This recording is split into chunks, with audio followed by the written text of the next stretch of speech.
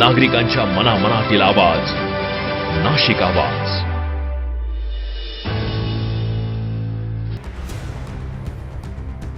नाशिकमध्ये सुटकेसमध्ये आढळलेल्या त्या महिलेची ओळख पटली.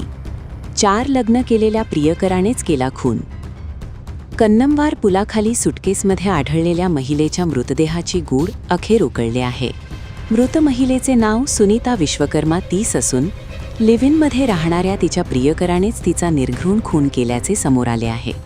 गोपी गोसावी असे संशयित आरोपीचे नाव असून पोलिसांनी त्याला ताब्यात घेतले आहे.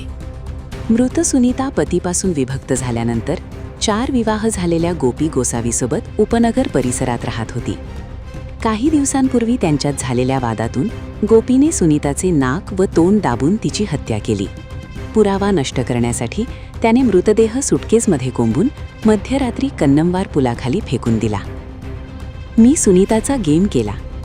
खून केल्यानंतर गोपीने आपल्या भावाला फोन करून गुन्ह्याची कबुली दिली होती. मात्र गोपी दारूच्या नशेत बरळत असावा समजून भावाने सुरुवातीला दुर्लक्ष केले. दुसऱ्या दिवशी वृत्तवाहिन्यांवर सुटकेसमध्ये मृतदेह आढळल्याची बातमी पाहताच भावाच्या पायाखालची जमीन सरकली. त्याने तातडीने पोलिसात धाव घेत सर्व हकीकत सांगितली. पोलिसांनी वेगाने तपासचक्र फिरवत आरोपी गोपी गोसावीला बेड्या ठोकल्या आहेत. या घटनेमुळे नाशिकमध्ये प्रचंड खळबळ उडाली आहे. मजीद पठाण, नाशिक आवाज.